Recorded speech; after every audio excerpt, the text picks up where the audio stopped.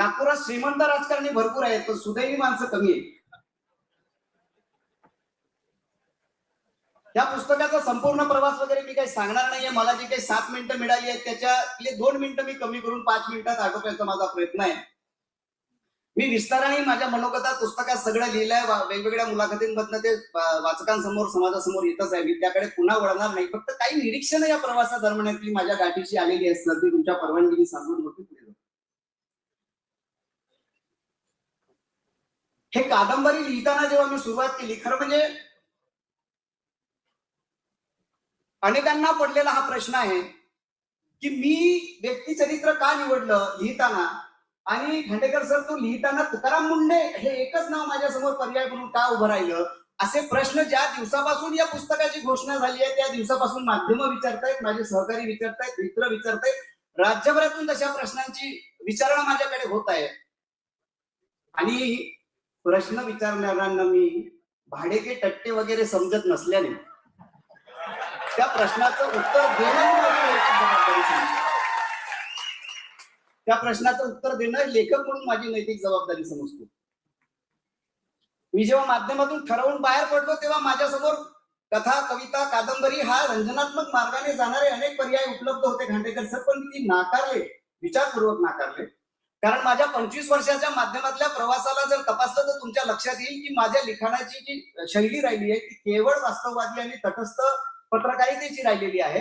त्यामुळे मी रंजनाच्या वाटेने न जाता जे काही समाजाच्या हिताचं असेल आणि समाजातले असे नायक, ज्याला नायक म्हणावे असे फार बोटावर मोजणे इतके 2-4 उरलेले आहेत, त्या नायकांपैकी एखाद्याची वास्तव कथा जी आहे ती वाचकांपर्यंत, समाजांपर्यंत नेली पाहिजे या विचाराने प्रेरित झालो. आणि जेव्हा मी ठरवलं की हे कोणावर करायचं आहे तर मी आदरणीय तुकाराम मुंडे सरांची 2 प्रशासकीय कारकीर्द माझ्या नागपुरात बघितली. हा प्रश्न सातत्याने विचारला जातो की कसं सुचलं हे आणि गाठलं कसं तुम्ही तुकाराम मुंडे साहेबांनी, ते सांगून पुढे जातोय की 2 प्रशासकीय कारकीर्द म्हणजे जिल्हा परिषदेचे मुख्य कार्यकारी अधिकारी म्हणून सर जेव्हा पहिल्यांदा नागपुरात आले तेव्हा मी माध्यमात होतो. मी त्यांची सगळी कार्यशैली जवळून बघितली. आणि त्यानंतर दुसऱ्यांदा जेव्हा ते महानगरपालिकेचे आयुक्त म्हणून नागपुरात आले त्यावेळेस तर कोरोनाचाच काळ होता, युद्धजन्य परिस्थिती होती, जगण्या मरण्याचा प्रश्न निर्माण झाला होता. एक कुशल अधिकारी आपल्या कल्पनेनी मृत्यूला कसं थोपवून धरू शकतो हे मी माझ्या नजरेने सर पत्रकारितेच्या दरम्यान हे पाहिलं. आणि मग जेव्हा मी ठरवून पत्रकारितेच्या बाहेर आलो तेव्हा ठरवलं की जर लिहायचं असेल तर ते व्यक्तिचरित्र लिहायचं आहे, आणि ते व्यक्तिचरित्र लिहायचं असेल तर ते तुकाराम मुंडेंचंच आपण लिहायला हवं. त्यातून ह्या पुस्तकाचा प्रवास सुरू झाला. मित्र, लेखक म्हणून अनेक रात्री मी चिंतनात घालवले आहेत. तुम्ही विश्वास करणार नाही, मानवी आयुष्यात असंही घडू शकतं का असे प्रश्न मला रोज सर पडायचे जेव्हा मी एक पान या पुस्तकाचं लिहित होतो. तुकाराम मुंडे सरांना आत्मस्तुती अजिबात आवडत नाही, आत्मगौरव अजिबात आवडत नाही, म्हणून मी त्यांना जाऊन कधी बोललोही नाही की सर मला तुमच्यावर पुस्तक लिहायचं आहे. मी माझ्या परीने आधी पुस्तकाची सुरुवात केली, 4-2 खरडे लिहून झाले आणि त्यांच्या गावाला गेलो. ताडसोना नावाचं एक छोटंसं गाव बीड पासून काही अंतरावर आहे, तिथे मी राहिलो. त्यांच्या मित्रांना, मानेसाहेब तिथे उभे आहेत मला दिसतंय, ते साक्षीदार आहेत त्या गोष्टीचे. तोपर्यंत तुकाराम सरांना या गोष्टीची कल्पनाही नव्हती. त्यांच्या आयुष्यातले अनेक चढउतार, अनेक प्रसंग मी लिटरली जगलोय त्या गावात राहून, आणि त्यातून जे काही संचित जो ऐवज माझ्या हातात आला त्याचं रूपांतर त्या पुस्तकात होत गेलं. पण ते काही तेवढ्या पुस्तकाच्या लांबीचं पुस्तक होऊ शकलं नसतं तेवढ्या बळावर. म्हणून मी आदरणीय अशोक सरांना विनंती केली की सर माझा प्रयत्न प्रामाणिक आहे असं जर तुम्हाला वाटत असेल तुम्हाला या पुस्तकासाठी कृपया तुम्ही मदत करा. त्यांना ते प्रयत्न प्रामाणिक वाटले असावेत. मी माझ्याकडे कृतज्ञता व्यक्त करायला शब्द नाहीत अशोक सरांचे की त्यांनी यासाठी मला पाठिंबा दिला आणि त्या पुस्तकासाठी जो काही ऐवज लागतो तो मला त्यांनी विश्वासाने पुरवला. एक त्रयस्थ माणूस कुठून तरी नागपुरातून येतो आणि असं म्हणतो की तुकाराम मुंडेंवर पुस्तक लिहित आहे, गंमत आहे का? त्यातले सगळे संदर्भ तर्काच्या कसोटीवर 10 वेळेस तपासावे लागले असते, त्याच्याशिवाय ते पुस्तक लिहिता आलं नसतं. इतकं सार्वजनिक आयुष्यातली त्यांची प्रतिमा उघड आहे. ही मोठी जबाबदारी होती.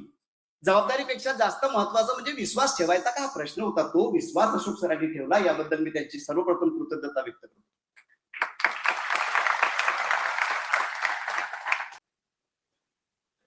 जसं मी आधी म्हणालो की एखाद्या माणसाच्या मानवी आयुष्यात इतके प्रसंग वाईट येऊ शकतात का असा प्रश्न पडावा इतकं संघर्षमय प्रवास सरांचा राहिला. एक छोटंसं उदाहरण देऊन पुढे जाईल आणि या पुढच्या 3 मिनिटात आपण माझं जे मनोगत आहे ते मी संपवतो.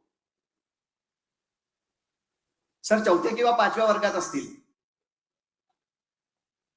दिवे लावणीच्या वेळेस अचानक पोटात दुखायला लागला आणि लक्षात आलं की अतिसाराची लक्षणं आहेत. गावात एक छोटंसं प्राथमिक आरोग्य केंद्र आहे.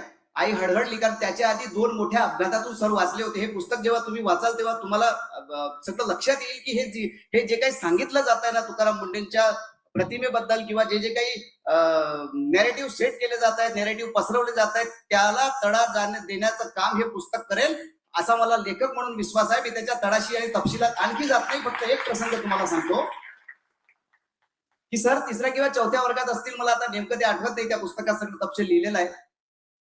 दिवे लावणीच्या वेळेस आता अचानक सरांच्या पोटात दुखायला लागलं आणि लक्षात आलं की अतिसाराची लक्षणं आहेत. आईनी त्यांना प्राथमिक आरोग्य केंद्रात नेलं. त्यांनी डॉक्टर होते, त्यांनी तपासलं, त्यांनी सांगितलं की लक्षणं अतिसाराचीच आहेत. ही काही औषधं तुम्हाला देतोय, हे तुम्ही तुकारामला द्या. आई त्यांना घेऊन घरी आली, पण ते औषध इतकं कडू होतं की ओठावर ठेवले की ओकारी व्हायची. त्यामुळे औषध पोटात जात नव्हतं आणि पोटात जात नसल्यामुळे आराम पडत नव्हता. आई मोठी अस्वस्थ झाली की काय करावं. त्यावेळेस त्यांच्या शेजारी राहणारी एक महिला त्यांच्याकडे आली. ती म्हणाली, जीजी काय झालं. जीजी गावकरी जे होते ते तुकाराम सरांच्या आईला जीजी म्हणायचे आणि सर आणि सगळे भावंड बाई म्हणायचे. ती शेजारची महिला विचारायला लागली, जीजी काय झालं. आईने सांगितलं की अशी अशी अडचण आहे. तुकारामच्या हातावर गोळी ठेवली की तो लगेच ओकारी करतो. इतकी ती गोळी कडू आहे, ती पोटात जात नसल्यामुळे आराम पडत नाही आणि याच्या वेदना मला बघवत नाहीये, काय करू. त्या शेजारच्या महिलेने एक उपाय सुचवला. एक काम करा, जसं तुम्ही गोळी द्याल त्याच्या लगेच नंतर साखर तळहातावर ठेवा. ती साखर जर पोटात गेली तर गोड वाटेल आणि तुकाराम ओकारी करणार नाही. गोळी पोटात जाईल आणि तर लगेच आराम होईल. आई अस्वस्थ झाली. चेहऱ्यावर 1000 प्रश्नांचे भाव एका वेळेस उपस्थित झाले. शेजारच्या महिलेला कळेच ना असं का झालं. तिने विचारलं, मी साधी युक्ती सांगितली, जीजी तू इतकी चिंताग्रस्त का झालीस. आई म्हणाली, अगं साखर कुठे आमच्याकडे. ती सणावाराला कधीतरी येते वर्षातून एकदा. या टोकाची गरिबी पाहिलेला हा माणूस आज या पदावर दिसतोय. मित्र, आम्ही जेव्हा म्हणतो की हे म्हणजे Tukaram Munde larger than life झाले, ते प्रसिद्धीला फार हे करतात किंवा प्रसिद्ध आपण प्रसिद्ध व्हावं, जगभरात जावं यासाठी त्यांची धडपड असते.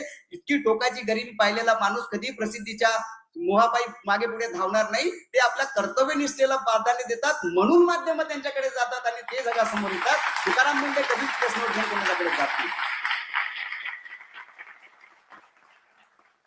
कधी कधी तर पठारे सर मला प्रश्न करतो, तुमचा जो भास्करराव दुर्वे आहे ताम्रपटातला, तो जसा तत्वनिष्ठेला घेऊन जगायचा आणि अजिबात तत्वांशी तडजोड करत नव्हता, तुकाराम मुंडे सरही त्याच मार्गाने निघालेले मला अनेकदा जाणवतात. त्या अर्थाने तुम्ही या व्यासपीठावर फारच संयुक्त करता सर, कारण ताम्रपटाचा नायकही तुकाराम मुंडेंच्या वैचारिक मार्गाशी साधर्म्य सांगणारा आहे असं लेखक म्हणून मला वाटतं.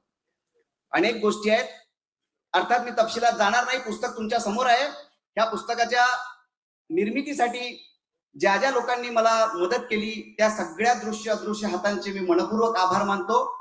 आणि सगळ्यात महत्वाचं म्हणजे आजच्या या संक्रमणाच्या काळामध्ये, म्हणजे आम्ही जे काही पॉलिटिकल सोशल सिनेरिओ बघतो आहोत, त्या काळामध्ये तुकाराम मुंडेंच्या वादळी आयुष्यावर पुस्तक काढण्याचं म्हणजे प्रकाशित करण्याचं, लेखक म्हणून मी लाख संकट माझ्या शिरोधारी घेईलही, पण प्रकाशित करण्याचं धाडस अनेक मोठ्या संस्था दाखवत नसताना न्यू इरा पब्लिशिंग हाऊस जे पुण्याचं आहे त्यांनी हे धाडस केलं.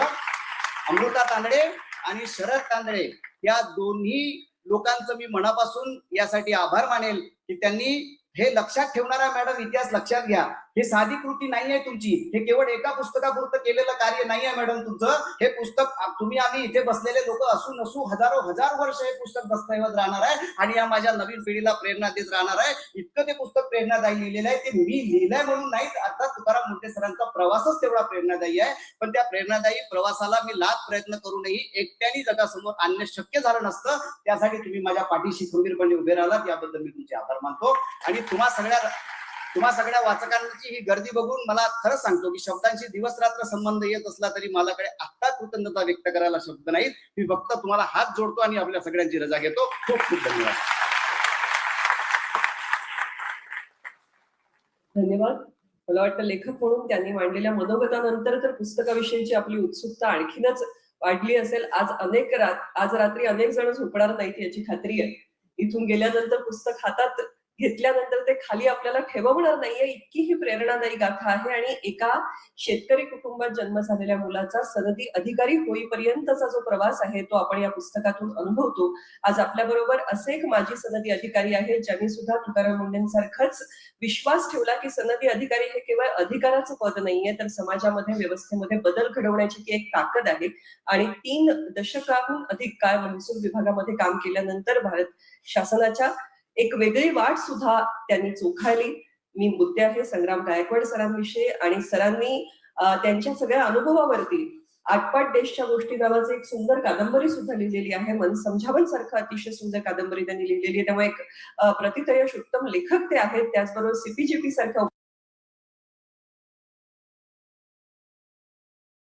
जनतेशी संवाद साधण्याचे सेतू सुद्धा ज्यांनी बांधलेले आहेत असे माजी सनदी अधिकारी आदरणीय गायकवाड सर यांना विनंती करते की या निमित्ताने आपण सर्वांशी संवाद साधा.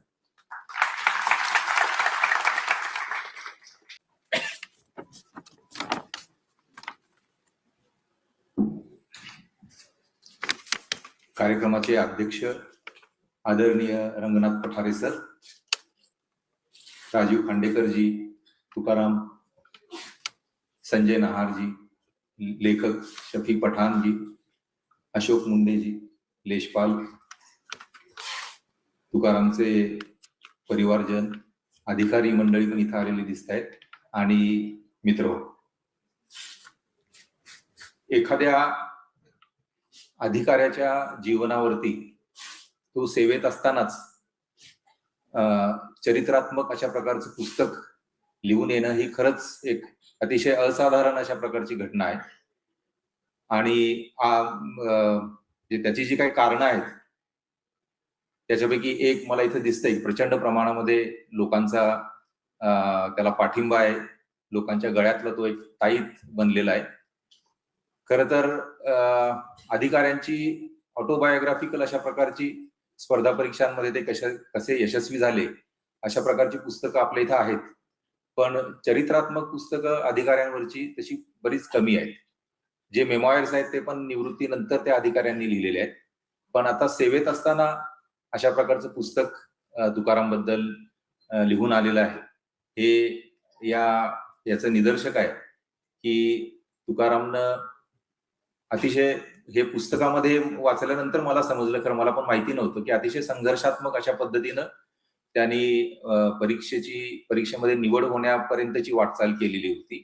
पण आपल्या सगळ्यांना त्याच्याबद्दल जे काही प्रेम, आदर आणि कौतुक जे वाटतं ते त्यांनी त्याची जी काही प्रशासकीय कारकीर्द आहे अतिशय कर्तव्यनिष्ठ पद्धतीने, तत्वनिष्ठ पद्धतीनं, शेंडी तुटो वा पारंबी अशा प्रकारच्या एका निष्ठेनं, चिवटपणाने, एका अतिशय टोकाची अशी गरज पडली तर तत्वासाठी अशी भूमिका घेऊन त्यानं जी काही वाटचाल केलेली आहे त्यामुळं त्याला लोकांच्या हृदयामध्ये एक विशेष असं स्थान मिळालेलं आहे.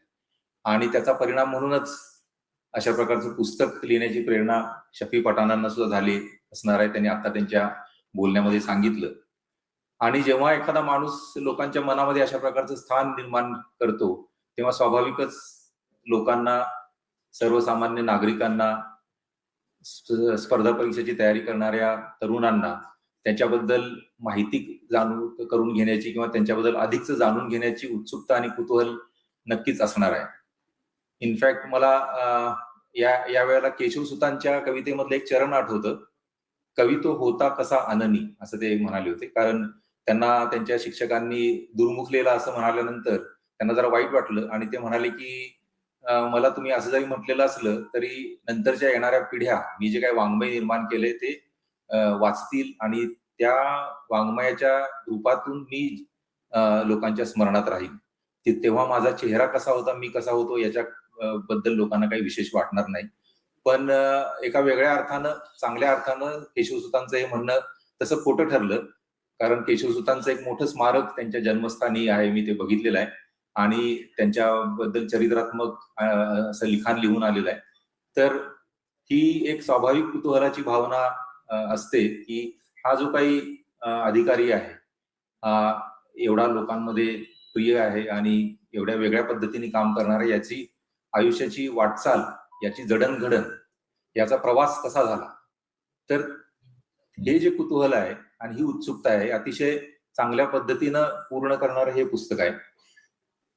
याच्यामध्ये आता लेखकांनी पण सांगितलं की अतिशय संघर्षात्मक, अतिशय विषम अशा परिस्थितीमध्ये तुकारामची एकंदर वाटचाल राहिलेली आहे आणि त्याचे जे काही प्रशासकीय कारकिर्दीमध्ये त्याचे जे काही वेगवेगळ्या प्रकारे वेगवेगळ्या प्रसंगामध्ये आपल्याला गुण दिसून येतात, त्याची सुद्धा पुन्हा त्याच्या या सगळ्या वाटचालीमध्ये कशा दिसतात हे सुद्धा लेखकानं त्याच्यामध्ये सांगितलेलं आहे.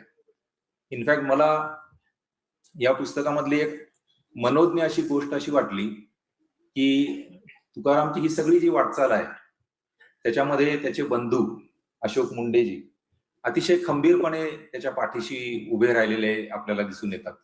म्हणजे तुकाराम हा जसा या पुस्तकाचा नायक आहे, तसाच त्याच तोडीचा दुसरा नायक याच्यामध्ये आपल्याला अशोक मुंडेंच्या रूपामध्ये आपल्याला दिसतो.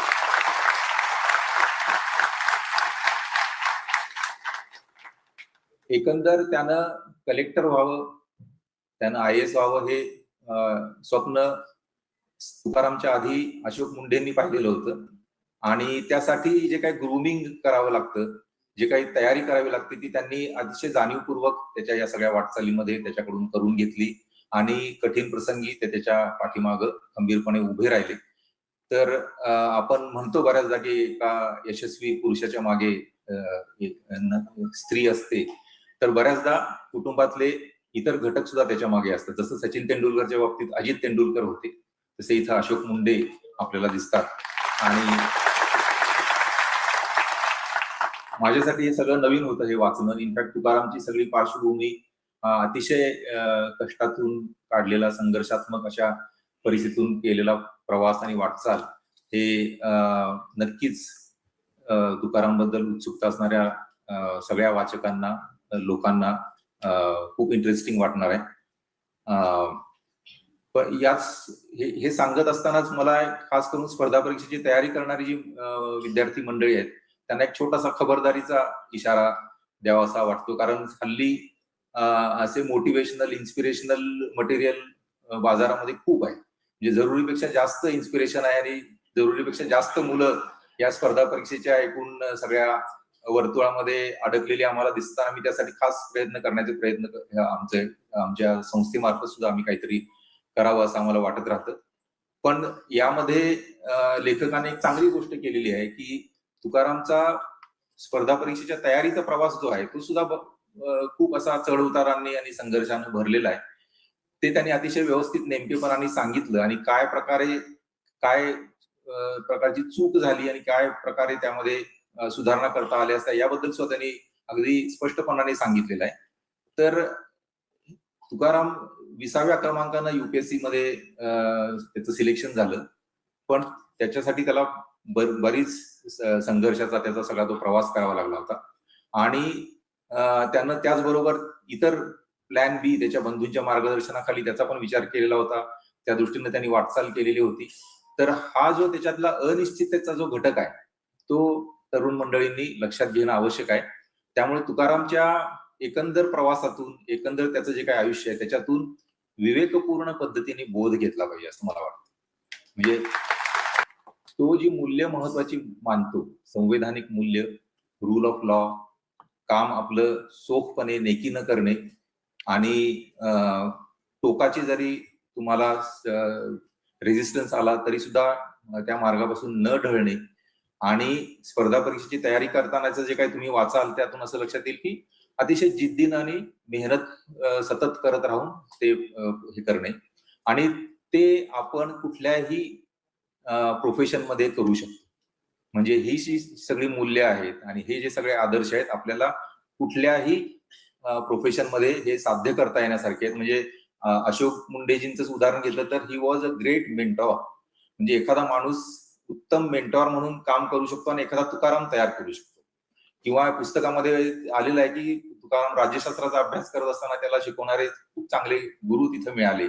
तर ते प्राध्यापक गुरुचं काम सुद्धा महत्वाचं आहे, संशोधनाचं काम महत्वाचं आहे. तर अशा वेगवेगळ्या प्रोफेशन मध्ये प्रोफेशन परस्यू करत असताना सुद्धा या सगळ्या मूल्यांचा आपल्याला आदर्शात्मक पद्धतीनं उपयोग होऊ शकतो, हे मी इथं नमूद करू इच्छितो. दुसरं एक मला असं वाटलं पुस्तक वाचल्यानंतर की पुस्तक एका अशा टप्प्यावरती संपतं की जिथं तुकारामचे सुरुवातीच्या पोस्टिंग 1-2 झालेले आहेत. पण तुकाराम जो खरा तुकाराम म्हणून घडला, जे लोकांच्या जनमानसामध्ये त्याला इतकी लोकप्रियता मिळाली आणि इतका तो त्यांच्या हृदयात जाऊन बसला, तो त्याची जी प्रशासकीय कारकीर्द जी आतापर्यंतची आहे त्यामध्ये ज्या धडाडीनं त्यांनी काम केलं, ज्या मूल्यनिष्ठेनं काम केलं, त्यामुळे जी आहे, तर तो जो भाग आतापर्यंतचा सगळाच जर त्याच्यामध्ये कव्हर झाला असता तर खूप आनंद वाटला असता वाचायला. कदाचित हे 200-250 पानामध्ये इथपर्यंत लेखक येऊन पोहोचलेले आहेत आणि त्यांनी कदाचित दुसऱ्या भागासाठी ही जी वाटचाल आहे पुढची, जी अतिशय महत्वाची आहे, ती त्यासाठी बहुतेक त्यांनी राखून ठेवली असावी असं मला वाटलं. पण मी स्वतः सिव्हिल सर्व्हिसेसचा मी भाग होतो. 3 दशक मी पण या प्रशासकीय व्यवस्थांमध्ये काम केलेलं आहे. त्यामुळे हा जो दुसरा भाग जो येऊ शकला असता त्याच्याबद्दल मी थोडंसं उरलेल्या वेळात मी बोलीन, कारण या टप्प्याबद्दल बोलणं आवश्यक आहे. त्याची सुरुवात मी एक छोट्याशा आमच्या एका घटनेनं मी करीन. एक किस्सा जो आहे की आम्ही मित्रमंडळींनी मिळून एक पॉलिसी आणि गव्हर्नन्स या विषयावरती काम करणारी एक संस्था सुरू केली होती आणि तेव्हा नुकताच तुकारामकडं मराठी विभागाचा ऍडिशनल चार्ज आला होता. तो मराठी विभागाचा सेक्रेटरी होता आणि आम्ही मराठी भाषा धोरण आणि अंमलबजावणी या विषयावरती एक सेमिनार ऑर्गनाईज केला होता. खूप चांगले वक्ते त्याच्यामध्ये दिग्गज मंडळी आलेली होती. विशेष म्हणजे पठारे सरच त्या आमच्या सेमिनारचे या कार्यक्रमाचे अध्यक्ष होते. त्याच्यात वेगवेगळ्या लोकांनी जी काही मांडणी केली, दिवसभर तुकाराम समोर बसून ती सगळे ऐकत होता, त्याचे नोट्स काढत होता आणि त्यात विवेक सावंतांनी माहिती तंत्रज्ञानाचा उपयोग मराठी भाषेसाठी कसा होऊ शकतो याबद्दल अतिशय चांगलं त्यांची मांडणी केली. नितीन रिंढेंनी ग्रंथ संवर्धन संशोधनासाठी जी मांडणी केली होती. तर या दोघांना त्यांनी नंतर मंत्रालयामध्ये बोलावून घेतलं आणि त्यांच्याबरोबर दीर्घ चर्चा त्याच्या सुरू झाल्या होत्या. त्यानं मराठी विभागात जॉईन सुरू झाल्यानंतर पूर्ण त्याची सगळी माहिती नीट घेऊन जोरदार त्यांनी काम सुरू केलं होतं आणि आम्हाला खूप आनंद झाला की आपल्या सेमिनारचा एक कॉन्क्रीट रिझल्ट असा निघतोय की काहीतरी आता मराठी विभागामध्ये नवीन काहीतरी होणार आहे आणि तुकारामची धडाडी माहीत असल्यामुळे आम्हाला खात्री होती आता हे लवकरात लवकर आता हे तडीच जाईल.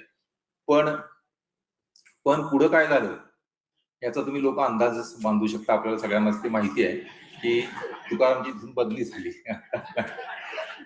तो जो काही ऍडिशनल चार्ज होता त्याचा गेला आणि आम्हाला खरंच खूप दुःख झालं, आम्हाला वाईट वाटलं. विवेक सावंत सर तर नंतर भेटला, मला काय उपयोग, एवढं आम्ही चर्चा केल्या, एवढं सगळं आम्ही त्याच्याबरोबर बसून काही डिझाईन्स तयार केली होती आणि असे जर बदली होत असेल मग उपयोग काय. तर हा जो प्रश्न आहे म्हणजे तो आम्हाला तेव्हा पडला होता किंवा विवेक सावंतांना वाईट वाटलं होतं, तर त्या प्रश्नाची उत्तरं जी आहेत ती अतिशय गुंतागुंतीची आहेत. ती उत्तरं सोपी नाहीयेत आणि ती कुठेतरी आपल्या राजकीय प्रशासकीय संस्कृतीमध्ये आणि इथल्या व्यवस्थांमध्ये त्याची मुळं आहेत. म्हणजे या ज्या प्रशासकीय व्यवस्था आहेत त्या मला कधी कधी असं वाटतं की मयसभा जी महाभारतामध्ये त्याचं वर्णन केलं आहे त्याच्यासारखी आहे. म्हणजे कागदावरचे जे नियम कायदे आपल्या इथं अतिशय उत्कृष्ट असं संविधान आपल्याला लाभलेलं आहे. त्या संविधानातून ऊर्जा घेऊन अनेक कायदे, रूल्स, संस्था सगळं ऑन पेपर आहे, पण प्रत्यक्षात मात्र गोष्टी वेगळ्या प्रकारे घडत असतात. म्हणजे मयसभेमध्ये कसं जमीन आहे म्हणून चालायला गेले की तिथं पाणी येतं किंवा बागेत निघाले तर तिथं भिंतच येते. म्हणजे जे आहे कागदावरती ते वेगळं आहे आणि प्रत्यक्षात गोष्टी वेगळ्या पद्धतीने चालतात. हा जो गॅप आहे या दोन्ही गोष्टींमधला, तर तो जो गॅप असण्याचं एक कारण म्हणजे हे आपल्या इथं या ज्या व्यवस्था आलेल्या आहेत त्याच्यामध्ये बरेचसे आजार किंवा त्याच्यामध्ये बिघाड आहेत.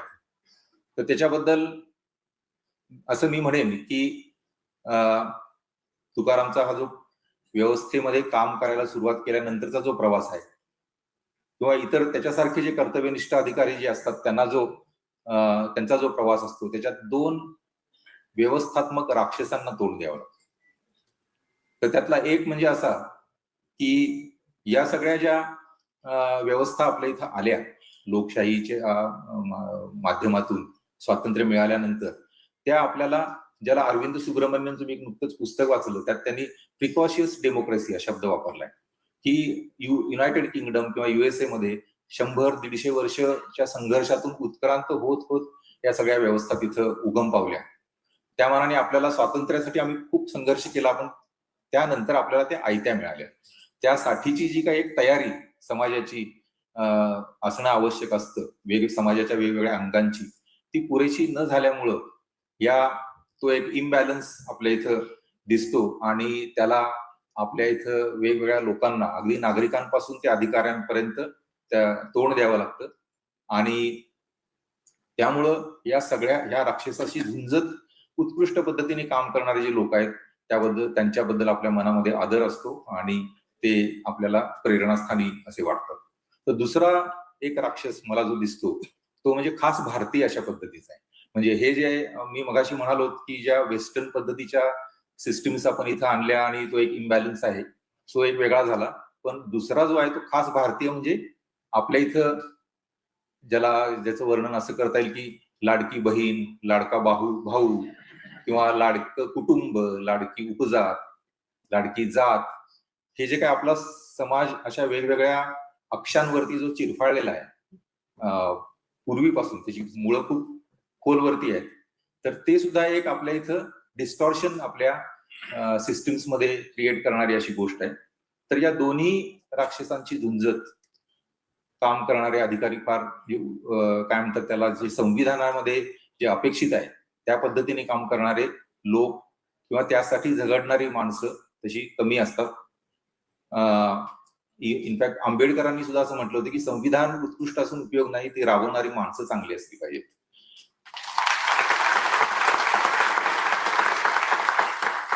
एक वेळ संविधानामध्ये त्रुटी असली तरी चालेल, पण राबवणाऱ्या लोकांच्या वरतीच त्याचं भवितव्य असणार आहे.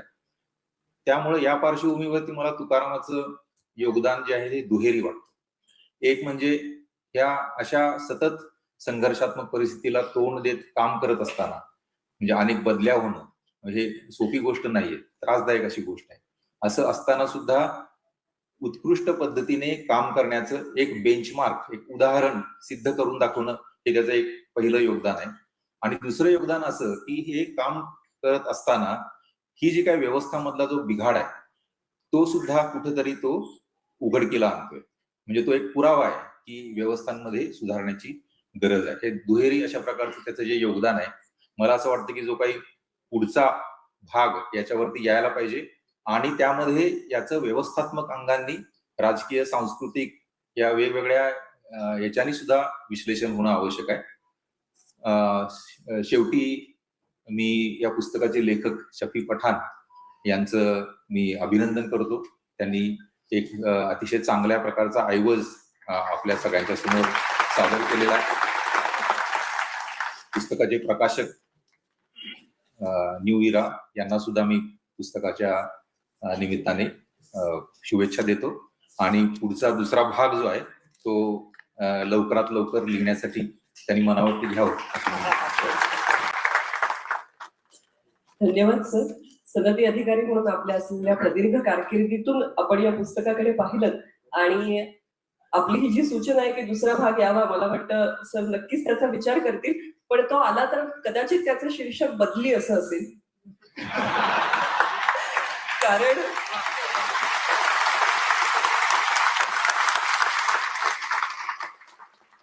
कारण नियुक्तीपूर्वी 3 वेळा बदली असा रेकॉर्ड सरांच्या नावावरती आहे, तुकाराम सरांच्या नावावरती.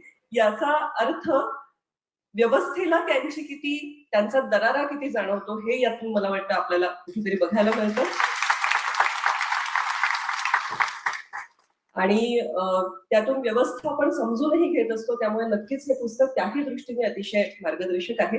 यानंतर मी ज्यांना आपल्याशी संवाद साधण्यासाठी बोलावणार आहे त्यांना मला वाटतं परिचयाची गरज नाही, कारण त्यांच्या माणुसकीला आणि त्यांच्या प्रेमाला कुठलीही सरहद नाही. स्वागत करूया संजय दादा सर.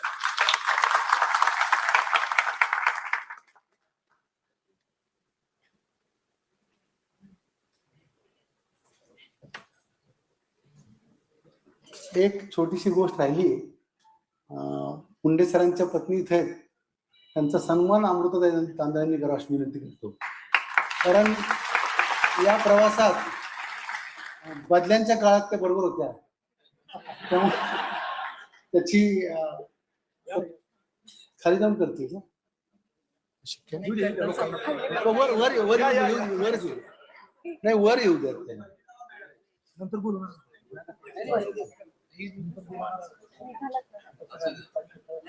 येऊ दे येऊ दे.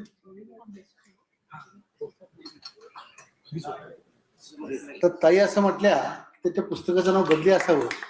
मला असं वाटतं ही शेवटची बदली साहेबांची. समोर आहे.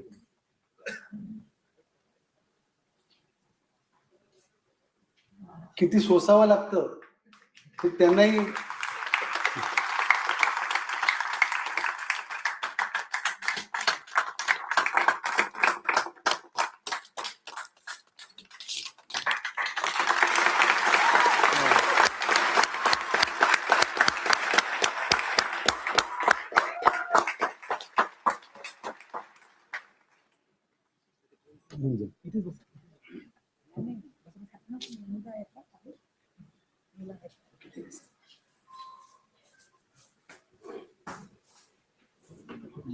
या व्यासपीठावर संग्राम गायकवाड सर आता बोलत होते, तर शुद्ध बीजापोटी फळे रसाळ गोमटी असं तुकाराम महाराज म्हटले होते. तर त्यातलं हे संग्राम गायकवाड, सुशील गायकवाड, समीर गायकवाड. मी दिल्लीत जेव्हा माझी ओळख झाली तर एखादा माणूस किती चांगला असू शकतो हे मला सुशील गायकवाड यांच्या रूपाने पाहिलं मिळालं. हे अधिकारी असून ते इथं आहेत, हा योगायोग नाहीये.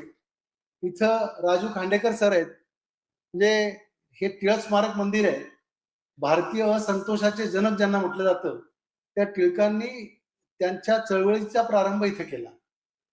त्याच सभागृहात भारतीय संतोषाचे जनक ज्यांना भविष्यात म्हटले जाईल ते तुकाराम मुंडे सर पण आहेत.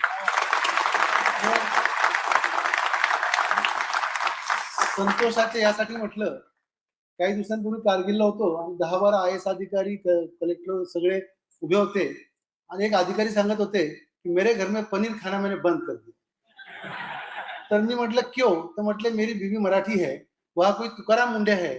तो म्हटले ही कारगिलची ख्याती सांगतो. तर 3 जिल्ह्यांचे जिल्हाधिकारी आणि SP सगळेच होते. ते तुकाराम मुंडे साहेब इथे आहेत, पठारे सर आहेत आणि अशोक मुंडे सर आहेत.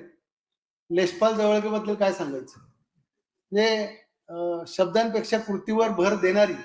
आज मी विचार करत होतो की तिथे जेव्हा हजारो तरुण शब्दशः येतात तेव्हा त्यांच्या समन्वयाचं काम लेशपालकडे आहे. तर जे इथं आले त्यातल्या बऱ्याच लोकांना स्पर्धा परीक्षेमधून नोकरीत जायची इच्छा आहे, पण जे जातील त्यांना मुंडे सरांचा आदर्श असावा आणि जे जाणार नाहीत त्यांनी भविष्यात मुंडे साहेबांची स्वप्न पूर्ण करावी यासाठी बहुतेक तयारी आहे. मित्र, काळ खूप खराब आहे. म्हणजे बोलायचंच असेल तर सुदैवानं मी तरुण तेजपाल, खैरनार, अगदी तिनईकर, अण्णा हजारे, अविनाश धर्माधिकारी, अनेक अधिकारी, अनेक माणसाशी पाहिली. प्रत्येक वेळी अशी आशा जागी व्हायची की आता काहीतरी घडणार आहे. प्रत्येक वेळी वाटायचं की आता आपण आणि समाज म्हणून आपण जातो बरोबर आणि मग आपण निराश होतो आणि मग आपल्याला वाटतं की अरे आपण आपला काही काळ आयुष्याचा घालवला की चूक केली काय. आणि मग आपल्या अनुभवांमध्ये आपण कुणावर तरी खंत व्यक्त करतो, कुणाबद्दल तरी आपण आपली स्वप्न पूर्ण झाली नाही असं वाटतं. मला असं वाटतं ही पहिली चूक आहे. आपण काळोखाला कोसत असताना हे विसरतो की काळोखाला कोसण्यापेक्षा 2 दिवे आपण लावले पाहिजे. इथे विजय बाविस्कर सर आहेत, मला वेळ कमी पण तरी सांगतो की एखाद्या माणसाने किती चांगलं वागावं. तर आपल्याला त्रास झाला तरी आपल्या कृतीतून आपण चांगलं वागून दाखवायचं, असं इथे जी माणसं करतात. बाविस्कर सर त्यातले की ते सभागृहात बसलेले आहेत.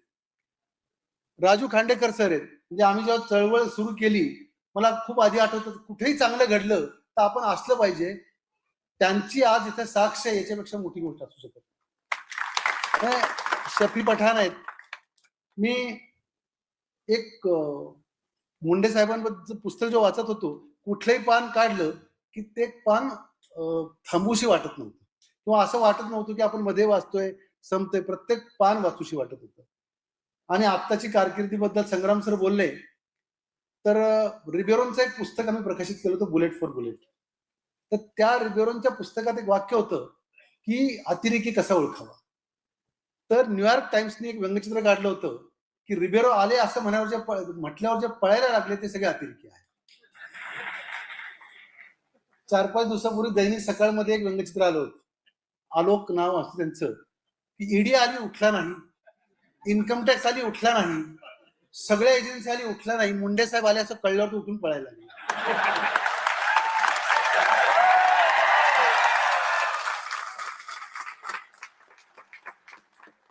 मला असं वाटतं की जास्त वेळ न घेता मी इतकंच सांगतो की मुंडे साहेब, ही तुमची शेवटची बदली असं मी पहिलं वाक्य सांगितलं. एक तर बदली करणाऱ्यांची हिंमतच होणार नाही, नाही तर दुसरं तुम्हाला लोक बदली करूच देणार नाही, तुम्हाला लोकांमध्ये यावं लागेल. पण आता नकारात्मक चळवळी खूप झाल्या भारतात. आता विरोधाची, दुर्जन शक्ती विरुद्ध लढण्याची, भ्रष्टाचाराविरुद्ध लढण्याची जी गरज आहे ती आहेच, पण त्याच्यापेक्षा जास्त गरज आहे ती म्हणजे काहीतरी निर्माण करण्याची.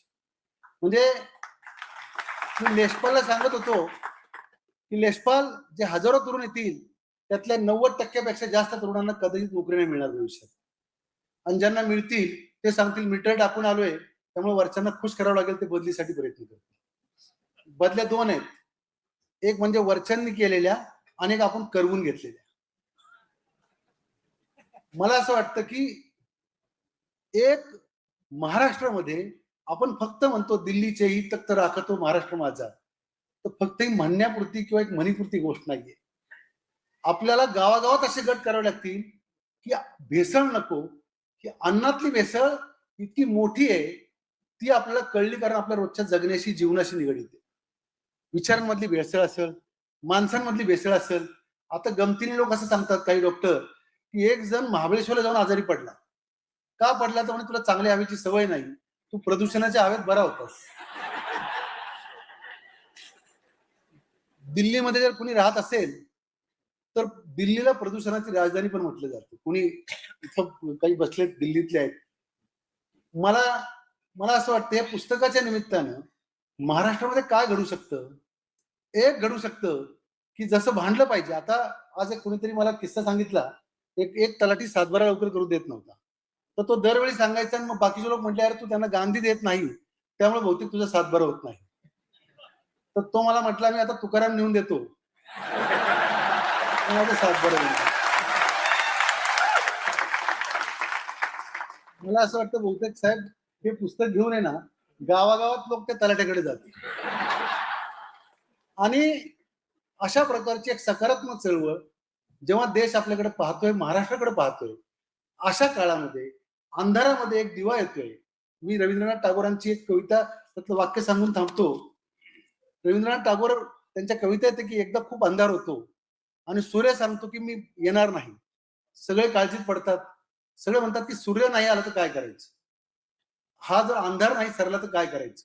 एक पंथी पुढे येते आणि ती म्हणती की मला माहित आहे की मी सूर्याची जागा नाही घेऊ शकत, मला माहित आहे की मी सूर्याची जागा नाही घेऊ शकत, मला हेही माहित आहे की मी या अंधाराला छेद देऊ शकत नाही, पण मला जेवढं शक्य आहे तेवढं मी माझ्या सभोवतीचा अंधार दूर करण्याचा प्रयत्न करतो. मला असं वाटतं की अशा हजारो पंथ्या एकत्र आल्या की मग तुकाराम नावाचा जो प्रकाश आहे तो खूप मोठा होईल आणि अंधाराला छेद दिला जाईल. आज मी नाव त्यांचं तुकाराम आहे, आषाढी सुरू आहे, वारीला चाललेत. मला शरद सर असं म्हटले तांदळे की कुणीतरी एक जण आला आणि म्हटला की मी तुकाराम उद्या पांडुरंगाला अर्पण करणार आहे, तुकाराम हे पुस्तक मी पांडुरंगाच्या चरणी देणार आहे. तर मी म्हटलं हा तुकाराम आजच पांडुरंगाच्या चरणी अर्पण झालेला आहे प्रकाशनाच्या निमित्त, आणि ही सुरुवात पुण्यातनं झाली. पुण्यावाल्यांना एक खोड असती, जगात जे काही बदल झाले ते इथनच झाले असं सांगायचं खूप आवडतं. त्यामुळे आणि लेशपालने आता काय केलंय, बीड वाचतंय नावाची मुवमेंट सुरू केली. त्याचं म्हणणं की सगळ्यात जास्त अधिकारी बीड मध्येच असतात. आता ते महाराष्ट्र वास्तविक. अंधार जिथे जास्त असतो तिथं प्रकाशाचे महत्व असतं आणि जिथं संकट मोठी असतात ती संकट शक्तीमध्ये परावर्तित होत असती. ते परावर्तित करण्याची एक नवीन शक्ती येते महाराष्ट्रात किंबहुना देशात येते. फक्त ती शक्ती आजच चळवळ झाली, 10 कारवाया झाल्या म्हणून ते मोठं होईल असं नाहीये. कदाचित ही खूप दीर्घकालीन लढाई आहे. ही गावागावात लढायची आहे. म्हणजे तुकाराम मुंडे साहेबांचं कौतुक करून एका भाषणाला येऊन आपली जबाबदारी संपणार नाही, ती आपली सुरू होती. ती लढाई रस्त्यावर आहे, ती दुकानात आहे, ती पार दुधापासून ती पनीर पासून फक्त पनीर पर्यंत नाहीये. सैनिक सरहद्दीवर लढत असतात तेव्हा आपला जीव पणाला लावतात. आपल्याला जमिनीचा कस वाढवण्यापासून माणसांचा कस वाढवण्यापर्यंत एक नवीन तुकाराम आलेला आहे. पण आता काळजी करू नका, पुष्पक विमान आता नाही येणार. आता आधुनिक तुकाराम आलेला आहे. पुष्पक विमानाची एजन्सीच बंद होईल आता. त्यांना कळलं की हे इथं आलेले आहेत विमानाच्या कंपनीमध्ये, तर थोड्या वेळाने त्यांचं सस्पेन्शनची ऑर्डर निघेल आणि याच्या पुढच्या अनेक तुकारामांना ती संधी मिळेल. ती या पुस्तकाच्या निमित्तानं मिळावी अशी अपेक्षा व्यक्त करतो. मला इथं बोलवलं, सर्वांचे मनापासून आभार मानतो. लेशपाल, समीराताई मुंबईहून आल्या, ख्वाजा सय्यद त्यांनी खूप चांगलं कव्हर केलं आणि शफी पठाण, म्हणजे शेवटचं वाक्य शफीसाठी सांगून थांबतो. शफी एकदा म्हटला की मी निराश झालोय, मी वृत्तपत्रात थांबणार नाही. तर म्हटलं निराश झालेल्या माणसांसाठी खूप चांगली संधी उपलब्ध आहेत. तर त्या संधी आपण घेऊयात आणि निराशेच्या गर्तेतून आशेच्या कडे जाऊयात, प्रकाशाकडे जाऊयात, इतकीच भावना व्यक्त करतो. माझे 2 शब्द संपवतो. जय जय महाराज.